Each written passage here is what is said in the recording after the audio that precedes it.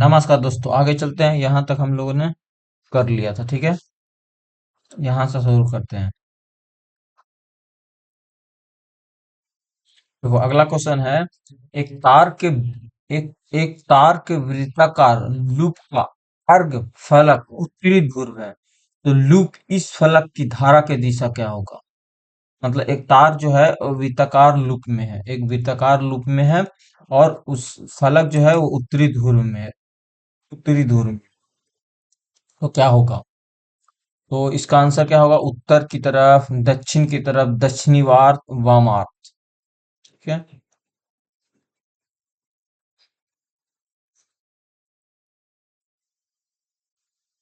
रुको, मैं पेन ले लेता हूँ थोड़ा सा।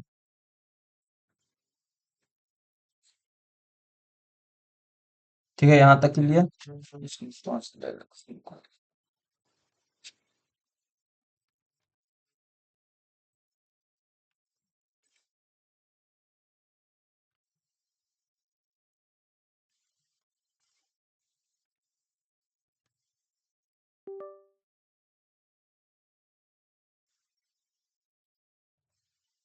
यहाँ तक क्लियर। देखो ये, तो इसका आंसर क्या हो जाएगा? इसका आंसर एक तार के वृत्ताकार लूप के अग्र फलक पे उत्तरी ध्रुव है। तो लूप के इस फलक में धारा की दिशा दिशा होगी उत्तर की ओर, दक्षिण की ओर, दक्षिणी वार्त, वामार्त। तो देखो, इसका आंसर होगा वामार्त। इसका आंसर क्या हो जाएगा? वामार्त। कैसे? समझते हैं, देखो। जब जब एक तार वृत्ताकार लूप का अग्र फलक भाग उत्तरी ध्रुव है, तो लूप इस फलक के धारा की दिशा वामार्त होगी। कैसे? क्योंकि जब हम एक तार में विद्युत धारा प्रवाहित होती है तो उसके चारों ओर चुंबकीय क्षेत्र उत्पन्न हो जाता है कि नहीं? उसके चारों ओर उसके चारों ओर चुंबकीय क्षेत्र उत्पन्न हो जाता है। इसके चारों ओर चुंबकीय क्षेत्र उत्पन्न हो जाता है, बी उत्पन्न हो जाता है। ठीक है, उत्पन्न हो जाता है। यदि तार के एक वृत्ताकार लूप में मोड़ा जाए तो चुंबकीय क्षेत्र के लूप में केंद्र में केंद्रित हो जाता है, और लूप जो है एक चुम्बक की तरह व्यवहार करता है, जिसमें दो ध्रुव हो जाते हैं, एक उत्तरी ध्रुव और एक दक्षिणी ध्रुव। और जब हम वृत्ताकार लूप के अग्र फलक उत्तरी ध्रुव है, इसका अर्थ है कि चुंबकीय क्षेत्र रेखाएं लूप के अग्र फलक से बाहर निकल रही है। और हम जानते हैं दाहिने हाथ के नियम के लागू करने पे दाहिने हाथ को इस प्रकार रखेंगे कि जो अंगूठा के लूप होगा वो अग्र भाग से बाहीं और इशारा करेगा, तो उत्तरी ध्रुव दिशा की ओर। तो उंगलियों को इस प्रकार मोड़ना होगा कि जो वामार्त वाला होगा, इसलिए ये लूप उत्तरी ध्रुव से दिशा वामार्त होगा, मतलब काउंटर क्लॉकवाइज होगा। ये क्या होगा? काउंटर क्लॉक वाइज होगा, काउंटर क्लॉकवाइज। ठीक है, तो इसका आंसर क्या हो जाएगा? डी। जब जब हाइड्रोजन गैस को गर्म कर काले कॉपर ऑक्साइड के माध्यम से गुजारा जाता है, तो ये क्या हो जाता है? जब हाइड्रोजन गैस को गर्म करके काले कॉपर कॉपर सेकेंड ऑक्साइड के साथ माध्यम से गुजारा जाता है, तो क्या हो जाएगा? भूरे रंग। देखो, हाइड्रोजन है ना, तो कॉपर जब भी होगा, काले कॉपर होगा, तो भूरे रंग, नीले नीले। तो इसका आंसर हो जाएगा भूरे रंग की कॉपर धातु में अपचयित हो जाएगा। भूरे भूरे रंग की कॉपर धातु में अपचयित हो जाता है, अपचयित। जब भी हम हाइड्रोजन गैस को गर्म काले कॉपर ऑक्साइड के माध्यम से गुजारा जाता है, तो ये कॉपर भूरे रंग की कॉपर धातु में अपचयित हो जाएगा, अपचयित, ऑक्सीकृत नहीं होगा। अपचक्रित नहीं होगा, अपचयित हो जाती है, लेकिन नीले में नहीं, भूरे में। क्योंकि क्योंकि CO को अगर हम हाइड्रोजन गैस करेंगे तो यह क्या होगा? कॉपर होगा, और H2O बनेगा। तो जब हम हाइड्रोजन गैस को गर्म काले कॉपर ऑक्साइड के ऊपर प्रवाहित करते हैं, तो ये एक रासायनिक अभिक्रिया होती है, जिसमें देखोगे तो ये जो कॉपर ऑक्साइड है, कॉपर ऑक्साइड वो हाइड्रोजन द्वारा कॉपर धातु अपचयित हो जाता है। देखो, ये अपचयित हो रहा है। क्या हो रहा है? ये भूरे रंग में कॉपर धातु अपचयित हो रहा है। ये देखो अपचयित हो रहा है। अपचयित मतलब रिडक्शन, रिडक्शन हो रहा है, रिडक्शन हो रहा है, रिडक्शन रिडक्शन हो जाता है। और जो H2O है ना, देखो H2O जो है ऑक्सीडाइज हो जा रही है, ऑक्सीडाइज हो जा रही है, ऑक्सीडाइज हो जा रही है। ये अभिक्रिया रेडॉक्स अभिक्रिया का ही एक उदाहरण है, क्योंकि अपचयन और उपचयन दोनों प्रक्रिया एक साथ हो रही है। सीईओ क्या है? एक ऑक्सीडाइजिंग एजेंट है। इस रूप में कार्य कर रहा है क्योंकि हाइड्रोजन को उपचयित करने के लिए ऑक्सीजन प्रदान करना और स्वयं उपचयित हो जा रहा है। और H2O चेक एक रिड्यूसिंग एजेंट है, जो खुद कार्य कर रहा है क्योंकि CO से ऑक्सीजन निकल के स्वयं उपचयित हो रहा है। तो ये क्या है? अपचयित एजेंट है। और कॉपर ऑक्साइड काले रंग का होता है, ठीक है। जबकि जबकि कॉपर धातु भूरे रंग की होती है। इसलिए अभिक्रिया के दौरान रंग में परिवर्तन काले से भूरे रंग में होती है, जो अभिक्रिया की पहचान करने में मदद करता है। तो भूरे, नीला तो होगा नहीं। नीला क्या होगा? नीला जो कॉपर जो होती है ना, वो नीला रंग की होती है। मतलब जो कॉपर धातु होती है वो भूरे रंग की होती है। कॉपर जो होगा वो भूरे, मतलब कॉपर जो होता है वो भूरे रंग की होता है, भूरा रंग की। कॉपर जो होगा वो सॉरी, कॉपर जो होगा वो भूरे रंग की होगी। और और कॉपर ऑक्साइड जो होगा वो काले रंग की होगा। कॉपर ऑक्साइड, कॉपर ऑक्साइड इसलिए भूरे रंग की कॉपर धातु में अपचयित हो जाएगा। अगला क्वेश्चन है कि जब sodium hydro oxide copper two sulphate के विलयन के साथ अभिक्रिया करता है तो कोई अभिक्रिया होगा। Sodium hydra oxide, sodium hydra oxide जब कॉपर सल्फेट CuSO4 के साथ अभिक्रिया करेगा तो क्या होगा? ये Na है, OH है, प्लस OA, तो ये क्या होगा? Na और ये O। तो क्या होगा? कोई अभिक्रिया नहीं होती है। कॉपर हाइड्रोक्साइड अपक्षेपित हो जाता है, कॉपर धातु निक्षेपित हो जाती है, और सोडियम सल्फेट बनता है। सोडियम सल्फेट, सोडियम सल्फेट बनेगा। यस, सोडियम सल्फेट ही बनेगा। हमको लग रहा है सोडियम सल्फेट ही बनेगा, नहीं। कॉपर ऑक्साइड का अपक्षेपित होगा। यहाँ कुछ डबल डिस्प्लेट हो रहा है ना, कॉपर, कॉपर ऑक्साइड का अपक्षेपित होगा। कॉपर ऑक्साइड का क्या बनेगा? जब हम सोडियम हाइड्रो ऑक्साइड को सल्फेट विलयन के साथ अभिक्रिया करेंगे तो कॉपर हाइड्रोक्साइड अपक्षेपित होगा। जब सोडियम हाइड्रोक्साइड और कॉपर सल्फेट विलयन में मिलाया जाता है तो एक रासायनिक अभिक्रिया होती है जो डबल डिस्प्लेसमेंट दिखाया जा रहा है। देखो यहाँ पे NaOH, ठीक है।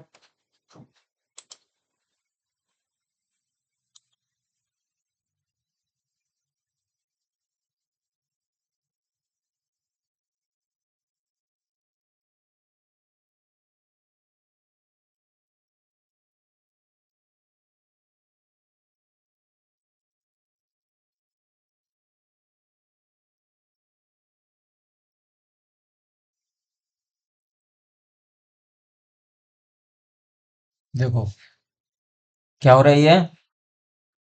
NaOH प्लस CuSO4, CuSO4 तो क्या बन रहा है? ये बन रहा है Na2SO4 प्लस CuOH माइनस। तो देख रहे हो ना, ये अभिक्रिया क्या हो रही है? डबल डिस्प्लेसमेंट की तरफ बढ़ रहा है। तो क्या बना? NaCuSO4 बन गया और ये OH बन गया। तो OH बना तो क्या ये अभिक्रिया में देख रहे हो ना, जो कॉपर है, कॉपर हाइड्रोक्साइड का एक अपक्षेप बन रहा है। ये अपक्षेप, ये वाला अपक्षेप बन रहा है। ये एक अपक्षेप बन रहा है, अपक्षेप, ठीक है, अपक्षेप। और इस अभिक्रिया में आयनों का आदान प्रदान करते हैं, जिसके फलस्वरूप अविलेय उत्पाद होता है, जिसे अपक्षेप कहा जाता है। यह अभिक्रिया प्रयोगशाला में धातुओं को हाइड्रोक्साइड बनाने की एक विधि है। कई धातु हाइड्रोक्साइड पानी में अविलेय होते हैं। इस प्रकार अपक्षेप अभिक्रिया द्वारा बनाए जा सकते हैं। कॉपर सिकेन हाइड्रोक्साइड का उपयोग रंजक, पिगमेंट के रूप में, कैटलिस्ट के रूप में किया जाता है। अपक्षेप अभिक्रिया गुणात्मक विश्लेषण में इसका उपयोग आयनों की उपस्थिति का पता लगाने में किया जाता है। ठीक है, तो इसका आंसर क्या हो जाएगा? बी, कॉपर हाइड्रोक्साइड का अपक्षेप बनेगा।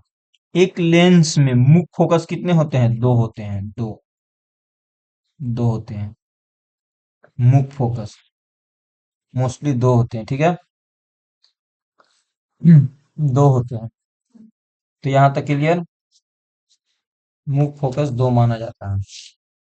अगला क्वेश्चन है, परिवार नियोजन का उद्देश्य क्या है? जनसंख्या वृद्धि नहीं, प्रदूषण वृद्धि नहीं, जनसंख्या नियंत्रण। जनसंख्या को नियंत्रण करना ही परिवार नियोजन का सबसे बड़ा मकसद है। ठीक है, फ्लेइंग के बाएं हस्त नियम का उपयोग निर्धारित किया जाता है। वामहस्त का नियम, धारावाही चालक को बल का परिणाम, प्रवाही धारा की दिशा, धारावाही चालक, चुंबकीय क्षेत्र की सामर्थ्य। देखो, एक होती है दाएं, एक होती है बाएं, वामात का नियम। तो ये किया जाता है धारावाही चालक पर बल की दिशा, बल की दिशा को मापने के लिए किया जाता है। ठीक है, बल की परिमाप नहीं, दिशा, धारावाही चालक की बल की दिशा को मापने के लिए फ्लेइंग के वामहस्त नियम का उपयोग धारावाही चालक पर बल की दिशा निर्धारित करने के लिए किया जाता है। यदि हम बाएं हाथ को हम एक तरफ अंगूठा, तर्जनी और मध्यमा को इस पर रखें, तो जो तर्जनी होगा वो मैग्नेटिक फील्ड की दिशा दिखाएगा, जो मध्यमा होगा मतलब मध्यम अंगुली वो विद्युत धारा का, और अंगूठा जो होगा बल पे लगने वाले फोर्स को दिखाता है। ठीक है, प्लेइंग के बाएं हाथ का योग देखोगे ना तो विद्युत मोटर में, और जनरेटर जैसे उपकरणों को समझने के लिए इसका किया जाता है चुंबकीय क्षेत्र। ठीक है, जब बेरियम क्लोराइड विलयन में सोडियम सल्फेट विलयन मिलाया जाता है तो क्या अपक्षेप बनेगा? हाँ देखो, बेरियम क्लोराइड BaCl2 को सोडियम सल्फेट NaSO4 को बनाया मिलाया जाएगा, तो Ba plus minus plus minus, तो ये क्या होगा? BaSO4 हो जाएगा और NaCl2 होगा। तो ये जो होगा ना NaCl2 sodium chloride, sodium hydrogen sulphate, barium hydrogen sulphate, barium sulphate, तो इसका आ जाए बेरियम सल्फेट। सात के क्या होगा? D, barium sulphate. Barium sulphate जो होगा वो अपक्षेप होगा। समझ रहे हो, जब बेरियम क्लोराइड के विलयन में सोडियम सल्फेट के विलयन को मिलाया जाता है तो बेरियम सल्फेट का अपक्षेप बनेगा। या बेरियम क्लोराइड BaCl2 विलयन को जब सोडियम सल्फेट से मिलाया जाएगा तो एक रासायनिक अभिक्रिया होगा जिसमें अपक्षेप बनेगा, और ये द्विविस्थापन अभिक्रिया होता है। क्यों? क्योंकि आयनों का आदान प्रदान होता है जिसके फलस्वरूप अघुलनशील होता है और बनता है। तो BaCl2 को Na2SO4 से बनाओगे तो BaSO4 और NaCl बनेगा। जो अपक्षेप अभिक्रिया होती है वो रासायनिक विश्लेषण में बहुत उपयोगी होता है, खास करके इस स्थिति में जहां हम विलयन से किसी विशेष आयनों को अलग करना होता है और उसकी उपस्थिति का पता लगाना होता है। बेरियम सल्फेट का उपयोग चिकित्सा क्षेत्र में किया जाता है, जैसे बेरियम मील में, जो पाचन की एक्सरे इमेजिंग मदद करता है, क्योंकि एक्सरे एक अपारदर्शी होता है और इस अभिक्रिया को आयनिक अभिक्रिया का उत्कृष्ट उदाहरण है। इसलिए इसमें विलियम में आयनों का आदान प्रदान होता है। ठीक है, तो इसका आंसर क्या हो जाएगा? Barium sulphate. बेरियम सल्फेट क्या बनेगा?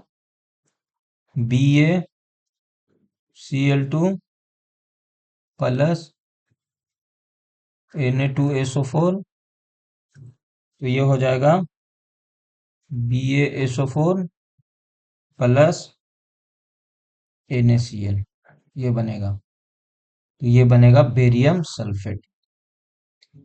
विस्थापन अभिक्रिया में यदि अधिक अभिक्रियाशील धातु कम अभिक्रियाशील धातु को उसके लवण विलयन में विस्थापित कर दे तो क्या परिमाप होगा? विस्थापित अभिक्रिया में क्या होती है? सबसे पहले पोटेशियम होता है, फिर सोडियम होता है, कैल्शियम होते हैं, मैग्नीशियम होता है, फिर एल्युमिनियम होता है, फिर जिंक होता है, फिर Pb होती है, हाइड्रोजन होता है, कॉपर होता है, एच जी होता है, ए यू होता है और पीटी होता है, ये होती है। तो ये बोला गया कि विस्थापन अभिक्रिया में अधिक अभिक्रियाशील धातु कम अभिक्रियाशील धातु को उनके लवण विलयन में विस्थापित कर दे तो परिणाम क्या होगा? परिणाम क्या होगा? कम अभिक्रियाशील धातु विस्थापित और पिंडित हो जाती है। अधिक अभिक्रियाशील धातु अपवर्तित रहती है। गलत। कम अभिक्रियाशील धातु विस्थापित हो जाती है और अधिक अभिक्रियाशील धातु यौगिक का भाग बन जाता है। बिल्कुल यही सही होगा। 8 के सी। अघुलनशील निर्माण होगा नहीं। ठीक है, यहाँ तक क्लियर होनी चाहिए।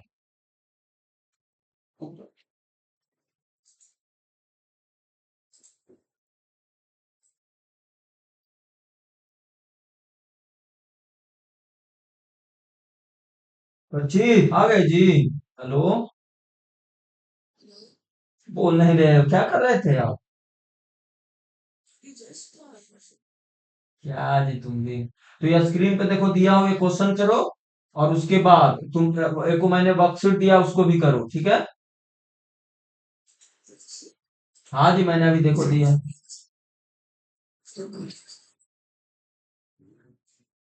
म्यूट पे रहते हो जी तुम, क्या कुछ कर रहे थे क्या?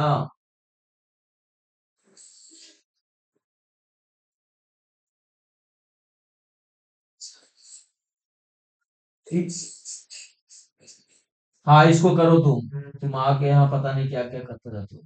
इसको करो, ठीक है?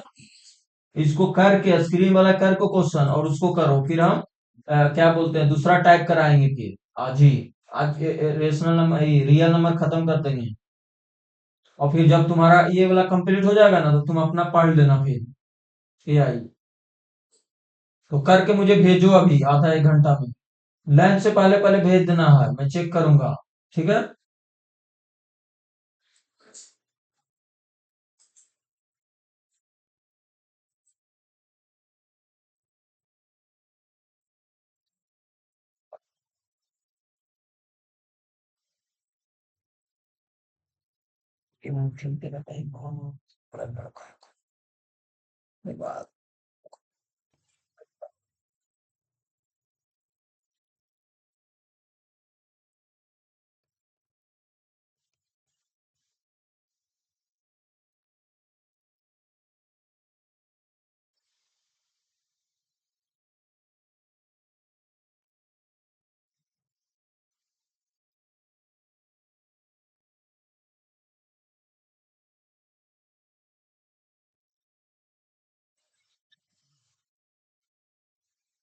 यहाँ यहाँ तक क्लियर।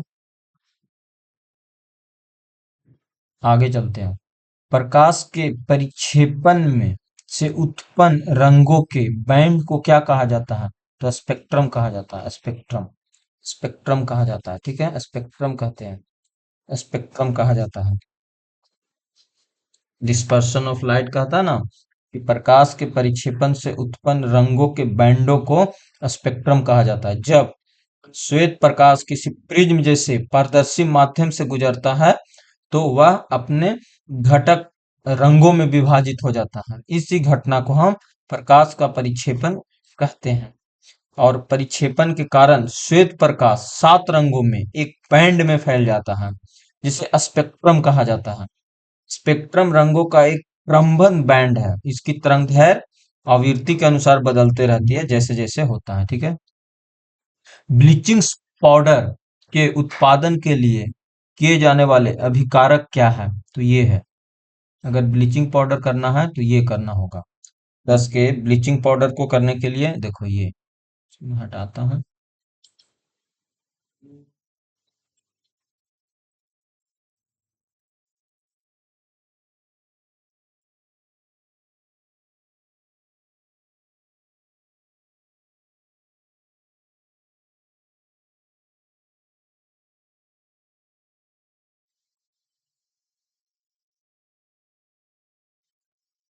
ठीक है, ये होगा जैसे सी ए OH के हॉल ट्वाइस प्लस Cl2 सी ए ओ Cl2 H2O, ये तो यही होती है। इसको हमें यूज करने के लिए इसको करते हैं, ठीक है। तो ब्लीचिंग पाउडर के उत्पादन के लिए उपयोग किए जाने वाले अभिकारक जो होती है वो CaOH के हॉल ट्वाइस प्लस Cl2 होती है। ब्लीचिंग पाउडर जिसे रासायनिक रूप से कैल्शियम हाइपोक्लोराइड कहा जाता है, उसका उत्पादन सूखे बुझे हुए चूने dry slack lime chlorine gas की क्रिया के द्वारा किया जाता है। जब सूखे बुझे हुए चूने की क्लोरीन गैस के संपर्क में लाया जाता है तो निम्नलिखित में रासायनिक अभिक्रिया होती है, जैसे हाइपोक्लोराइड CaOH के hall twice plus Cl2 CaOCl2 H2O। Bleaching powder का उपयोग व्यापक रूप से विरंजन, कपड़ों, कागज के उद्योग में, कीटाणुनाशक में, पानी के उपचार में, सफाई में, ऑक्सीकरण एजेंट में किया जाता है। और ब्लीचिंग पाउडर का उत्पादन जो है ना एक उष्णक्षेपी अभिक्रिया है, इसलिए तापमान को नियंत्रण रखना बहुत महत्वपूर्ण होता है। सूखे हुए बुझे को क्लोरीन गैस प्रभावित करके किया जाता है, ठीक है। और कैल्शियम ऑक्साइड है ना, जिसको क्विकलाइम या अनबुझा हुआ चूना भी कहते हैं, ठीक है। अगला क्वेश्चन है कि पिता से एक्स युक्त शुक्राणु प्राप्त करने वाले बच्चों की अनुवांशिक संरचना क्या होती है? तो ये होती है 44XY। 44, देखो, पिता से एक्स शुक्राणु वाले, पिता से है ना, तो पिता से तो क्या हो जाएगा, 44XY होगा। एक्स एक्स तो होगा नहीं, ये होगा नहीं, ये होगा नहीं, ये होगा 44XY, 44XY, sorry sorry sorry, 44XX, x x, पिता से है ना, पिता से एक्स गुणसूत्र प्राप्त अगर कर लिया है, खुद से किया तो उधर से तो फिक्स से एक्स आएगा, तो इधर से आ जाएगा, इधर से एक्स एक्स। जैसे देखो क्या होती है ना, जैसे देखो 44XX बनेगा, क्योंकि एक्स एक्स, एक्स एक्स और XY ये होती है। ये फीमेल में होता है और ये मेल में होता है। और ये दो इधर दो होता है, तो ये इधर से आया और इधर से आया, पिता से तो एक्स आ गया, इधर से तो फिक्स से एक्स ही आएगा। और टोटल कितना हो जाएगा, 44+2, तभी तो 46 होता है, 46। तो ये आंसर हो जाएगा, ठीक है। मतलब पिता से अगर एक्स गुणसूत्र प्राप्त करने का अनुवांशिक संरचना 44+XX होगी। क्यों? क्योंकि जो मनुष्य के लिंग का निर्धारण गुणसूत्रों के एक विशेष जोड़ों द्वारा होता है, जिसे क्रोमोसोम, सेक्स क्रोमोसोम कहा जाता है, ठीक है। और ये जो होती है ना, ये गुणसूत्रों की कुल संख्या 46 होती है, जो 23 जोड़ों में व्यवस्थित होती है। 22 जोड़े जो होती है वो ऑटोसोम कहलाता है। ये लिंग निर्धारण में मुख्य भूमिका नहीं निभाता। और जहां जोड़ा लिंग गुणसूत्र होता है जो लिंग का निर्धारण करता है, जब प्रजनन कोशिका शुक्राणु और अंडाणु बनती है, अर्धसूत्री विभाजन होता है नामक प्रक्रिया द्वारा गुणसूत्री की संख्या आधी हो जाती है।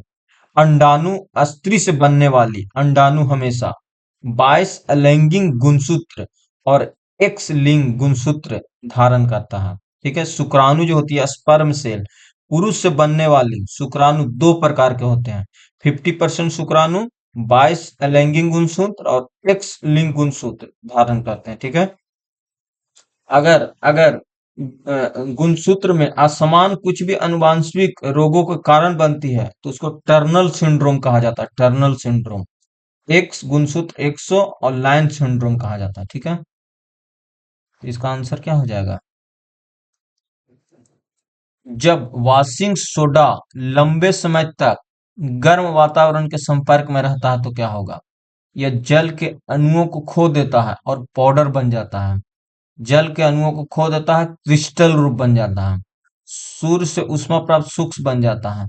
सो- जब वॉशिंग सोडा को लंबे समय तक गर्म वातावरण के संपर्क में रखेंगे तो क्या बनेगा, क्या बनेगा, वॉशिंग सोडा मतलब समझ रहे हो, ये Na2CO3 10H2O को अगर आप वातावरण के संपर्क में रखते हो तो क्या बनेगा, जल के अणुओं को खो देता है और पाउडर बन जाएगा। जल के अणु खो देगा और एक क्रिस्टल के रूप बन जाता है। जल का अणु ग्रहण करके घुल जाता है। ये नहीं होगा, ये नहीं होगा, तो 12 के क्या होगा, ये भी नहीं होगा, ये पाउडर बन जाता है, आप देखा होगा। जल के अणुओं को खो देता है और पाउडर बन जाता है, ठीक है। जब वॉशिंग सोडा लंबे समय तक गर्म वातावरण के संपर्क में रहेगा तो ये जल के अणुओं को खो देगा और पाउडर बन जाता है। वॉशिंग सोडा का रासायनिक सूत्र sodium bicarbonate, sodium carbonate decahydrate है, 10 है ना यहाँ पे, इसीलिए डेका। एक सोडियम कार्बोनेट के 10 अणु इससे जुड़े रहते हैं, ठीक है, समझ रहे हो, ये होती है। जब भी वॉशिंग सोडा के अणुओं को खोएगा तो क्रिस्टल के रूप में टूट जाएगी, ये पाउडर में ही परिवर्तित होता है। जब क्रिस्टल बनता है ना तो पाउडर ही बनेगा, कुछ भी हो पाउडर ही बनेगा, पाउडर ही बनता है, ठीक है। इस प्रक्रिया का रासायनिक सूत्र में बदलकर सोडियम निर्जल सोडियम कार्बोनेट बदल जाता है। वॉशिंग सोडा के अलावा भी इस तरह के होती है, ठीक है। तो इसका आंसर क्या हो जाएगा, ए होगा। निम्नलिखित में कौन सी पौधे में मादा जनन कोशिका है, मादा, मादा जो होती है ना, ये बीजांड के बाहर कोशिकाएं नहीं, बीजांड में अंड कोशिकाएं के विपरीत कोशिकाएं अंड कोशिकाएं, मादा जनन, बीजांड की कोशिकाएं बीजांड, अंड कोशिका अंड कोशिका। देखो इनमें कौन सी कारा पौधे में मादा जनन कोशिका है, बीजांड में कोशिका के विपरीत कोशिकाएं नहीं, बीजांड के बाहर कोशिकाएं नहीं, अंड कोशिका, अंड कोशिका जो है ना वो मादा कोशिका है, अंड कोशिका जो है वो मादा कोशिका है, ठीक है। अंड कोशिका एक मादा कोशिका है। पौधे में जो मादा जनन कोशिका है वो अंड कोशिका है। पौधे में मादा जनन कोशिकाएं अंड कोशिका के अंड कोशिका एग सेल कहा जाता है। अंड कोशिका जो होती है फीमेल जिगमेट कहलाता है, जो निषेचन फर्टिलाइजेंस की प्रक्रिया को नर युग्म परागकण के नर युग्म के साथ संजलित होकर जायगोट बनाती है और बाद में इम्ब्रो और नए पौधे में विकसित हो जाता है। अंड कोशिकाएं इसके अंदर होती है, ओवली के अंदर। बीजांड अंडाशय के अंदर पाया जाता है, जो फूल के मादा के भाग, प्रजनन भाग, स्त्रीक्रेसर का एक हिस्सा है। बीजांड में अंड कोशिका के विपरीत कोशिकाएं होती है, जो केशिकाएं कहलाती है, ठीक है, समझ रहे हो आप। हम्म। अगला क्वेश्चन है कि निम्नलिखित में कौन सा सुरक्षा उपकरण विद्युत प्रतिपथ में अत्यधिक धारा प्रवाह को रोकने के लिए उपयोग किया जाता है। तो ट्रांसफार्मर। निम्नलिखित में कौन सा सुरक्षा है, सुरक्षा के लिए, सुरक्षा देखो, निम्नलिखित में कौन सा सुरक्षा उपकरण विद्युत परिपथ में अत्यधिक धारा के प्रवाह को रोकने के लिए किया जाता है।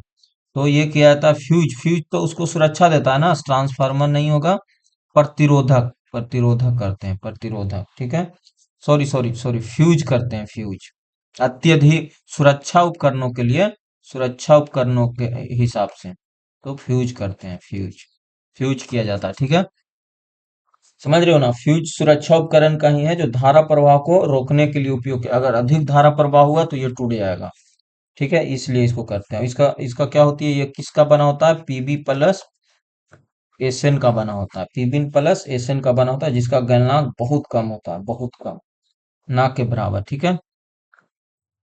अगला क्वेश्चन है, 400 वाट अनुमान पे एक इलेक्ट्रिक हीटर 8 घंटे प्रतिदिन संचालित होता है, 3 रुपये प्रति घंटा, 10 30 दोनों में ऊर्जा रुपया कितना होगा। तो देखो अगर एनर्जी निकालेंगे तो 400 गुने 8 गुने 3, 30/100 किलोवाट आवर में ना, तो ये से कट गया, कितना हो जाएगा, 800 को 32 गुने 3 और गुने 3, तो 32 गुने 9, 9 दूनी 18, 9 3 27, 1 28, 288 रुपया, 288 रुपये उसको खर्च करना पड़ेगा, ठीक है, 288 रुपया। और ये होती है ना P बराबर होती है W/T, P into V/I, V² R या I²R। यहाँ से कराए, एक किसान आलू के पौधा उगाना चाहता है, उसे मिट्टिया में कली आंखों वाला आलू लगाया जाता है और नया आलू का पौधा पाने में सफल रहा, क्योंकि आलू के जड़ की कटिंग सुखाया जा सकता है। कायिक प्रबंधनी आलू की कलियां का कोई नहीं होता, ये नहीं होगा, ये नहीं होता, ये नहीं होगा, ये कायिक प्रबंधन की कलियों द्वारा उगाया जाता है। ठीक है, 16 का इसका आंसर क्या हो जाएगा? बी। 16 के बी, क्योंकि कायिक प्रबंधन में ही ऐसा होता है। ठीक है, आगे क्वेश्चन है, ये हो गया, बी होगा। करखंडी खंडी भवन के संबंध में निम्नलिखित में कौन सा कथन सत्य नहीं है? खंडी भवन के संबंध में प्रत्येक टुकड़ा एक विशिष्ट में विकसित हो सकता है। इसके लिए जीवों की बहुकोषीय होना आवश्यक है। एक लैंगिक जनन का एक रूप है, यही गलत है। लैंगिक जनन नहीं होता, अलैंगिक जनन होता है।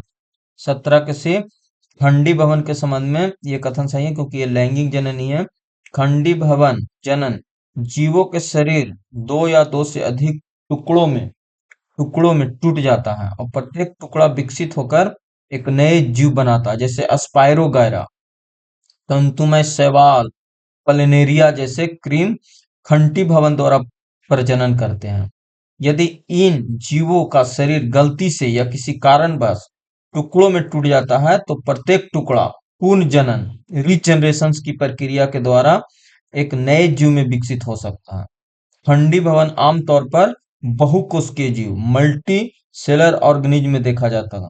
एक कोशिकीय जीव यूनिसेलर ऑर्गेनिज्म जैसे बैक्टीरिया या अमीबा में आमतौर पर बाइनरी फिजन होती है। बैक्टीरिया और अमीबा में जो होती है ना, वो बाइनरी फिजन होता है और बहुविखंडन लैंगिक जनन होते हैं। ठीक है, इलेक्ट्रिक पंखा लगातार लंबे समय तक उपयोग किए जाने पर गर्म हो जाता है, क्योंकि पंखे तेज घूमने के कारण नहीं, पंख से प्रवाहित होने विद्युत धारा का उष्मीय प्रभाव के कारण। बिल्कुल ये नहीं होगा, ये नहीं होगा और ये नहीं होगा, क्योंकि एच इक्वल टू होती है आई स्क्वायर आर टी, इसके कारण।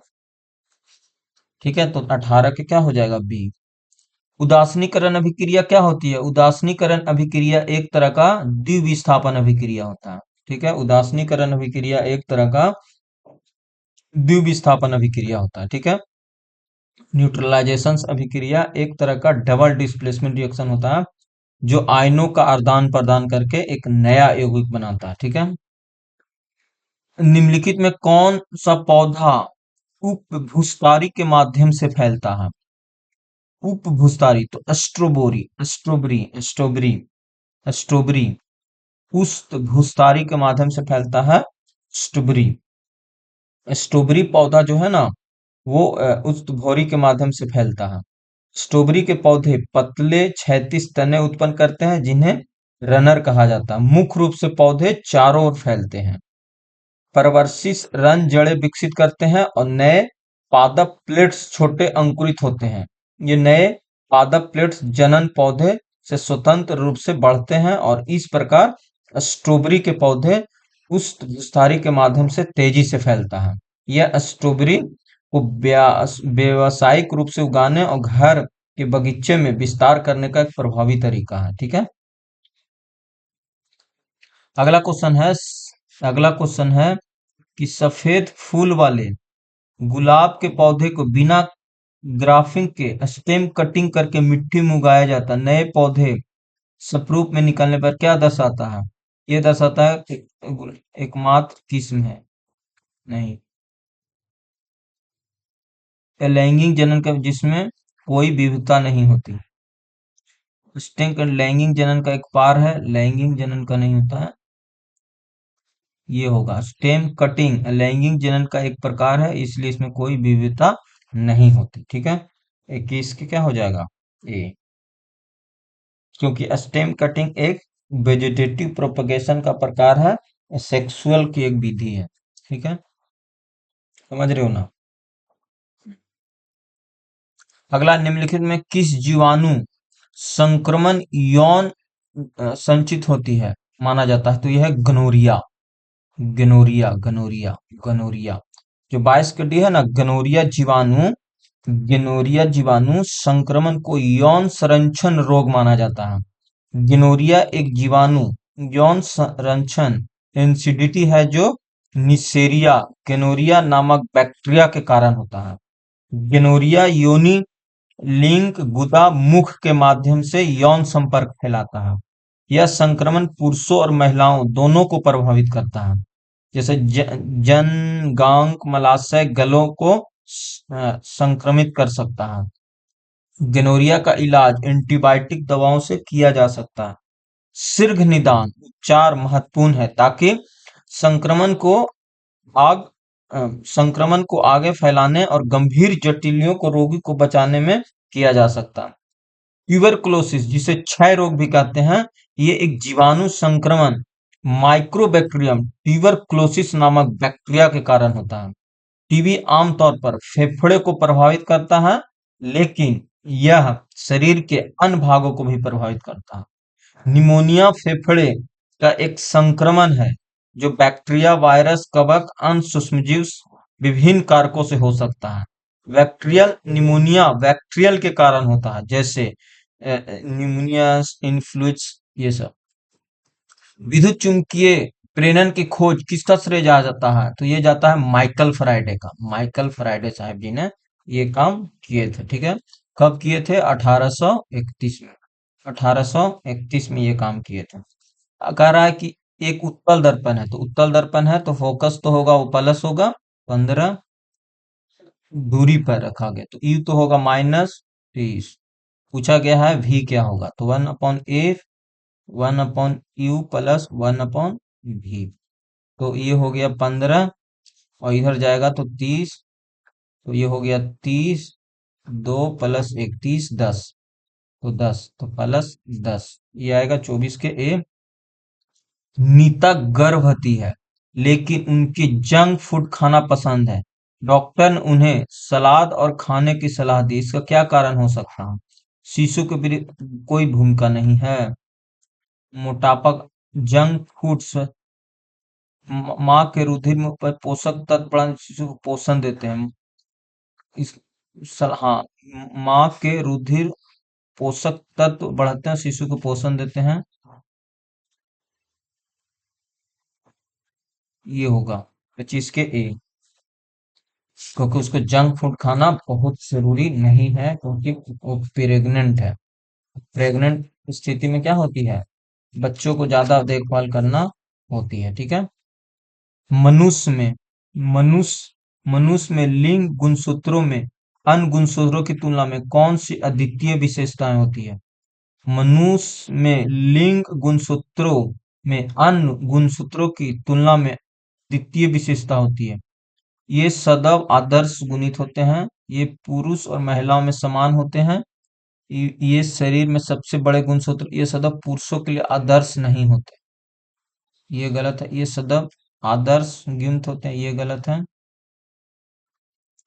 फिर हो गया, ये शरीर में बड़े गुणसूत्र, ये होगा।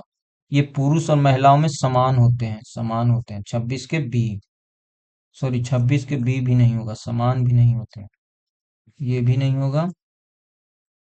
ये शरीर में बड़े गुणसूत्र होते हैं, ये भी नहीं होगा। ये सदा पुरुषों में आदर्श युग्म नहीं होते, ये पुरुषों में आदर्श युग्म नहीं होते। मनुष्य में लिंग गुणसूत्रों में अन्य गुणसूत्रों की तुलना में अद्वितीय विशेषताएं होती है, क्योंकि ये सदा पुरुषों में आदर्श युग्म में नहीं होते। यही बोल रहा है, मतलब जो मनुष्य में लिंग गुणसूत्रों के अन्य गुणसूत्रों की तुलना में अद्वितीय विशेषता होती है, क्योंकि सदैव पुरुष आदर्श युग में नहीं होते। मनुष्य जो होते हैं ना, 23 जोड़े में होते हैं, जिनमें 22 जोड़े तो अलैंगिक गुणसूत्र ऑटोसोम होते हैं, और एक जोड़ा जो होती है वो सेक्स क्रोमोसोम कहलाता है, जो व्यक्ति के लिंग का निर्धारण करता है। लिंग गुणसूत्र अलैंगिक गुणसूत्रों की तुलना में एक विशिष्ट विशेषता है कि वे पुरुषों में हमेशा आदर्श परफेक्ट पेयर में नहीं होते, जबकि महिलाओं में होते हैं। महिलाओं में लिंग गुणसूत्र आदर्श युग्म होते हैं और पुरुषों के लिए गुणसूत्र आदर्श युग्म नहीं होते। एक्स वाई गुणसूत्र आकार जीन सामग्री में भिन्न होते हैं, इसलिए पूरी तरह से होमोजिलियस जोड़ी नहीं बनाते। मानव जीनोम में 22 जोड़े अलैंगिक गुणसूत्र होते हैं, जिनमें बालों का रंग, आंखों का रंग, ऊंचाई, रक्त समूह, शारीरिक विशेषता जैसे विभिन्न लक्षण जीन होते हैं। इसीलिए। तो ये आंसर क्या हो जाएगा?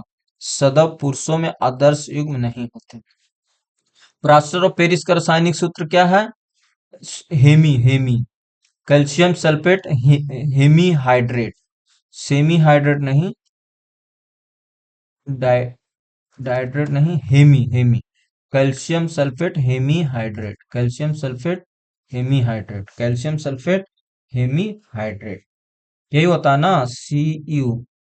CuSO4 को अगर हम CuSO4 2H2O को रिएक्शन कराएंगे तो क्या बनता है? CaSO4 ½ H2O और ½ H2O बनता है, ½ H2O बन जाता है। द्विअवंध, द्विअवंध, द्विअवंध वाला असंतृप्त हाइड्रोकार्बन कौन सा है? देखो, एक तो होता है CnH2n+2, फिर होता है CnH2n, फिर होता है CnH2n-2। तो देख लो, अगर हम इसको लेते हैं तीन, तीन होना चाहिए। यहाँ पे अगर तीन लेते हो तो 3 दूनी 6, 8 होना चाहिए, तो ये नहीं होगा। ये तो उसका हो गया ना। C2H2, यहाँ पे अगर मैं 2 लूंगा तो 4 होना चाहिए, तो ये भी नहीं होगा। C3H8 है, तो ये भी नहीं होगा। C3, 3 दूनी के 6 और 4, तो ये होगा डी। ठीक है, तो 28 के डी हो जाएगा। एक असंतृप्त है, क्यों? क्योंकि ट्रिपल एंगल है, ट्रिपल है। जब जब किसी वस्तु को अनंत पर रखा जाता है तो अवतल लेंस किस प्रकार का प्रतिबिंब, अवतल लेंस की बात हो रही है, तो सीधा आभासी बड़ा तो बनाएगा नहीं, बिंदु फिर वास्तविक भी बनाता नहीं है, वास्तविक भी नहीं बनाता है, ये आभासी, सीधा और बिंदु के आकार का बनाएगा। तो 29 के सी। निम्नलिखित में कौन सा उष्मक्षेपी संयोजन का अभिक्रिया, उष्मक्षेपी की बात हो रही है, तो जल में विलयन चुना, प्रकाश संश्लेषण, जल में विलय अमोनियम क्लोराइड।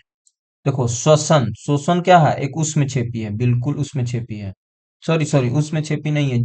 तो जल में विलय चूना, चूना को अगर डालोगे ना तो हीट निकलेगा, तो जल में विलय चूना, यस, यही आंसर होगा।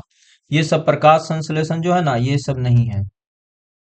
उसमें छेपी क्या होता है? उसमें छेपी उसको बोला जाता है जो हीट दे, हीट दे। तो जब हम चूना को डालेंगे ना तो बहुत ज्यादा मात्रा में हीट निकलता है। जैसे अगर CaO है और प्लस H2O डाल रहे हो तो क्या बनेगा? CaOH के होल ट्वाइस बन जाता है। तो ये हो जाता है इसका रिजल्ट। ठीक है, यहाँ तक क्लियर। प्रकाश संश्लेषण जो है ना, ये एक ऊर्जा अवशोषित करते हैं, ऊर्जा मुक्त नहीं करता। ठीक है, तो इसका आंसर क्या हो जाएगा? ये हो जाएगा। यहाँ तक रहने देते हैं अभी।